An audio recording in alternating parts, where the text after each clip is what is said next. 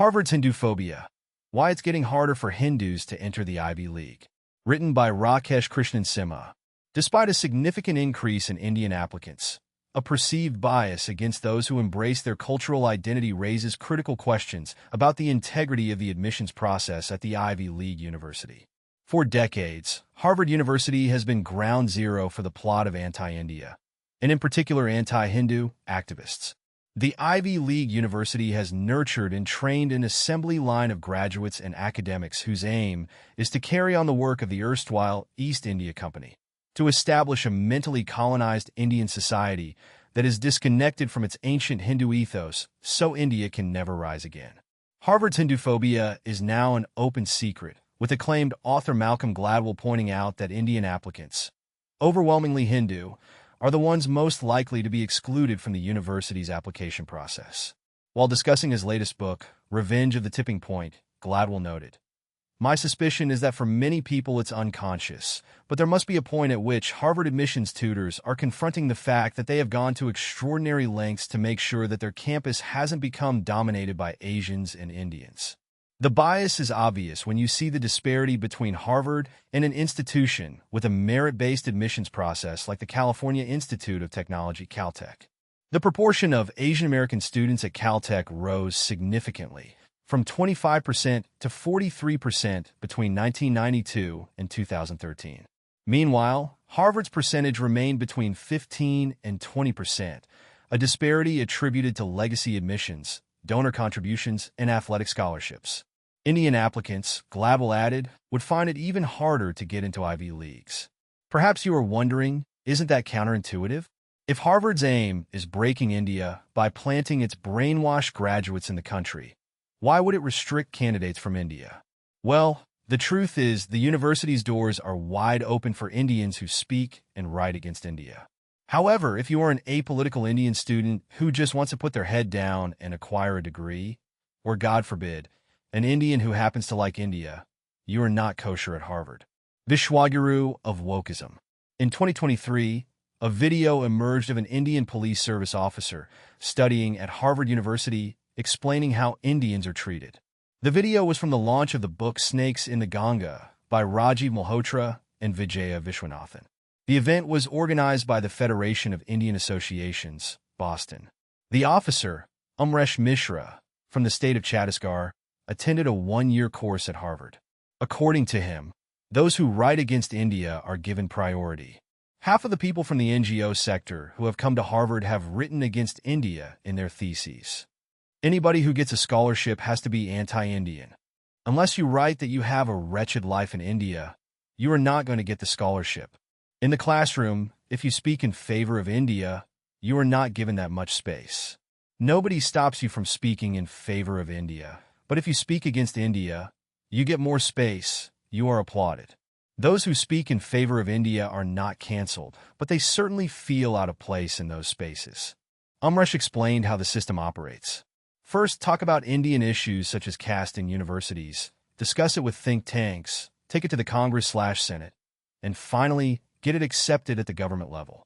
Then, maybe 20 years from now, the U.S. government will hold the Indian government to account for caste issues just as it does in religious matters. However, he added that this was not the fault of Harvard alone. The Indians who went to study there, including some civil servants, found common cause with the Breaking India voices at Harvard. Amresh concluded, "My father was proud of me when I got into Harvard. But when I came to this book launch, he said, 'You should cry that you went to the wrong place.' Such is the reputation of Harvard in India. America grooming urban Naxals. Malhotra and Vishwanathan have exposed Harvard's trenchant Hinduphobia by meticulously listing out the university's machinations in their path-breaking book Snakes in the Ganga, Breaking India 2.0. The authors observe that Harvard University has emerged as the leader in a new initiative aimed at recolonizing India, taking over the role previously held by Oxford during the British Raj. Where Oxford once controlled the discourse around India, American institutions, particularly Harvard, are now at the forefront of this effort. The speed and scale of this initiative reflect distinctly American approaches. The book reveals a vast ecosystem and funding network orchestrated by Harvard. What is strikingly different about the current colonization is that it is being funded by Indians themselves. This is happening via a network of Indian billionaires who are financially supporting this anti-India agenda through their affiliations with Harvard and other Western institutions. The Mahindra Humanities Center, established by industrialist Anand Mahindra, the South Asia Institute, backed by steel tycoon Lakshmi Mittal, and the Public Health Center, funded by the Perumal, are examples of how affluent Indians are unwittingly facilitating the propagation of these narratives. American concepts such as critical race theory are tweaked as critical caste theory and then funneled into Indian educational institutions via their association with the Ivy League campuses. Ashoka University, the Tata Institute of Social Sciences, and Azim Premji University are among the platforms that propagate ideas and ideologies incubated at Harvard. These institutions serve as conduits for American academic thought, reshaping discourse in India and aligning it with foreign perspectives. Worse, these breaking India ideas have permeated Indian government agencies and businesses. As a central hub for anti-India narratives, Harvard effectively utilizes India's scholars, funding, and resources to cultivate a new generation of scholars who are contributing to a significant transformation, or rather degradation, of Indian society. Malhotra asserts that the attempt to reshape the social structures of another country is an act of arrogance. He highlights two prominent figures within this framework, Ajana Subramaniam and Suraj Yengda. Subramaniam claims that the Indian Institutes of Technology, IITs, perpetuate Brahminical hegemony, asserting that the Dalits face systemic oppression within these institutions. She argues that this perceived Brahmin supremacy is further exacerbated by the international hiring practices of companies that employ IIT graduates. Her assertions, according to Malhotra, receive substantial backing from the Harvard ecosystem, illustrating how these narratives gain traction in influential circles.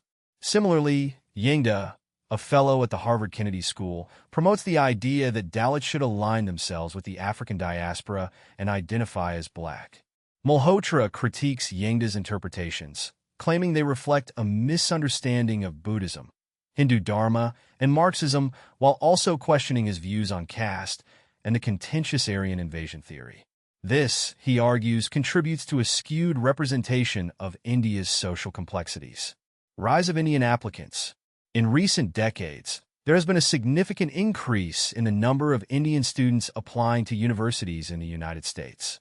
Many Indian applicants boast impressive academic records, often excelling in standardized tests and holding numerous accolades. Despite these qualifications, some Indian students and advocates argue that they face unique challenges in the admissions process. The allegations of bias include stereotyping.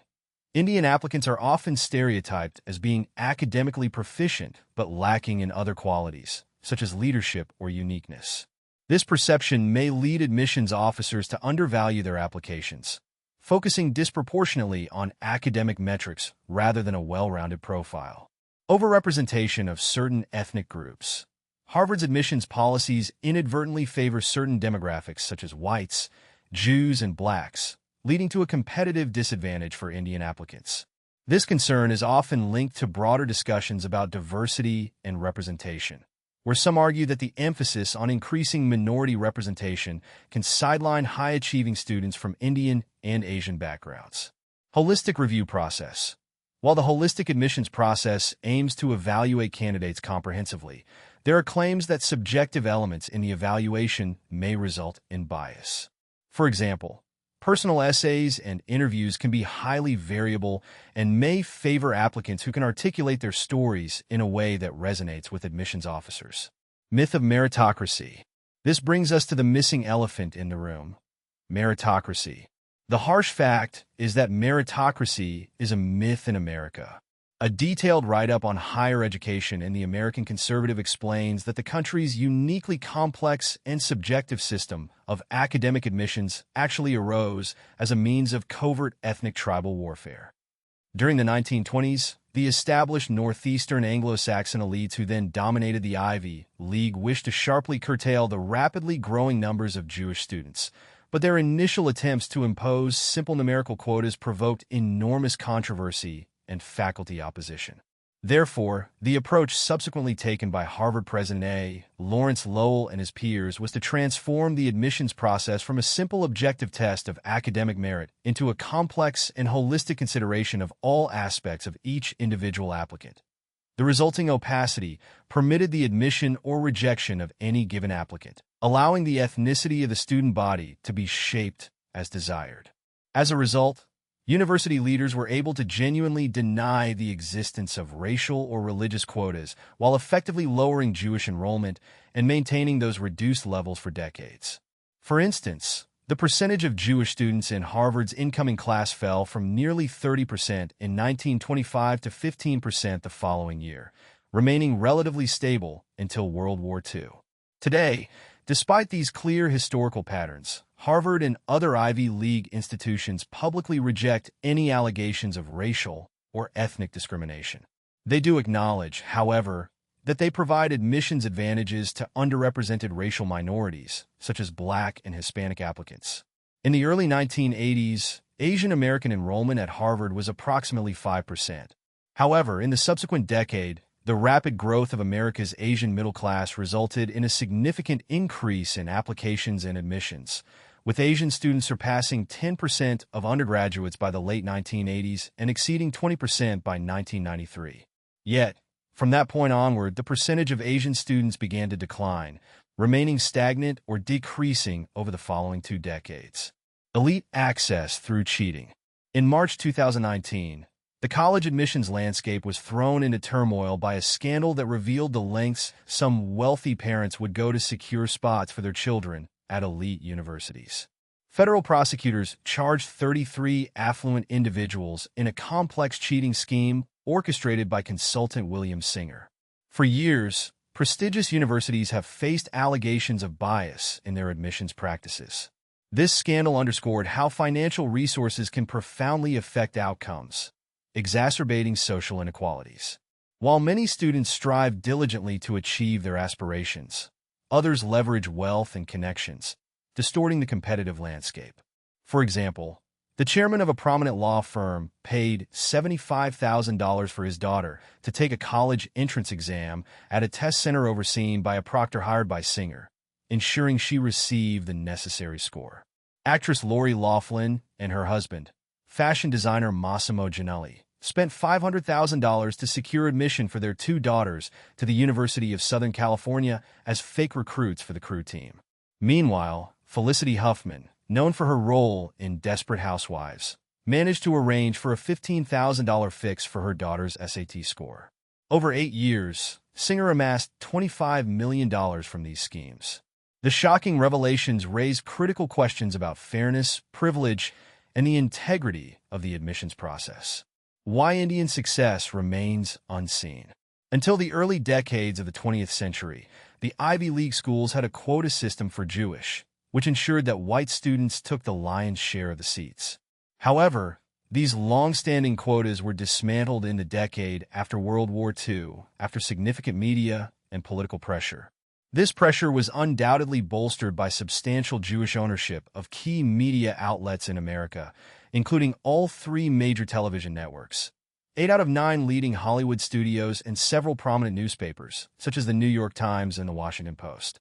Indians may be the wealthiest ethnic group in the United States, with their average household income being $123,700, which is almost twice the U.S. average of $65,316.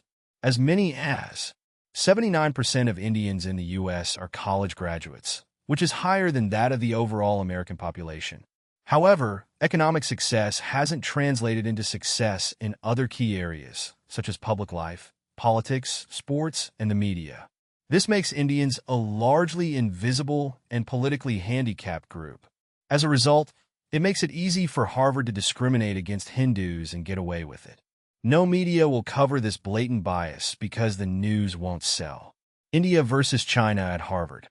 While Indian billionaires like the Tatas, Mahindras, and Piramal's establish shares at Ivy League schools, which then promote studies aimed at distorting Indian history and breaking India, China strategically engages with Harvard, aligning Chinese billionaires with national interests. Wealthy Chinese individuals and organizations often fund research initiatives that focus on topics relevant to China, such as economic development, technology, and environmental sustainability. In contrast to Indian billionaires who focus on the humanities, the Chinese stay away from it and establish science and technology linkages. Some Chinese billionaires establish dedicated centers or institutes at Harvard that focus on China studies, business, or international relations. These centers facilitate academic research and promote discussions about China's role in the world. There is no monkey balancing involved at these centers. The narrative and curriculum are entirely pro-China. Chinese tycoons also support research that leads to publications and media coverage about China that helps shape narratives in the West. For instance, Harvard's Fairbanks Center for Chinese Studies and the Harvard Yenching Institute are instrumental in promoting Chinese culture and scholarship. They host numerous events, seminars, and conferences that invite Chinese scholars to share their insights. All this is aimed at counteracting negative perceptions and presenting a more nuanced view of China's role in the global landscape. As Malhotra observes, China funded Harvard and got them to promote their ideology and point of view. India funded Harvard and let them define the discourse on India, including the ideological basis of dismantling global Hindutva. Conclusion: legal challenges have further fueled the conversation around discrimination. In 2020, the U.S. Supreme Court heard cases involving Harvard's admissions practices, with plaintiffs arguing that the university discriminated against Asian American applicants, including many of Indian descent. The outcomes of these cases could have significant implications for Harvard and the entire landscape of college admissions across the country. The Indian community and education advocates are divided on this issue. Some argue for the need for systemic changes to ensure fair treatment of all applicants, while others believe that competition is inherent in the admissions process and that all applicants should continue to strive for excellence. As the conversation evolves, it is crucial for educational institutions to continue examining their practices, ensuring that all students, regardless of background, have the opportunity to present their full potential in the admissions process. Addressing these concerns transparently and thoughtfully will be vital in shaping the future of higher education in the United States.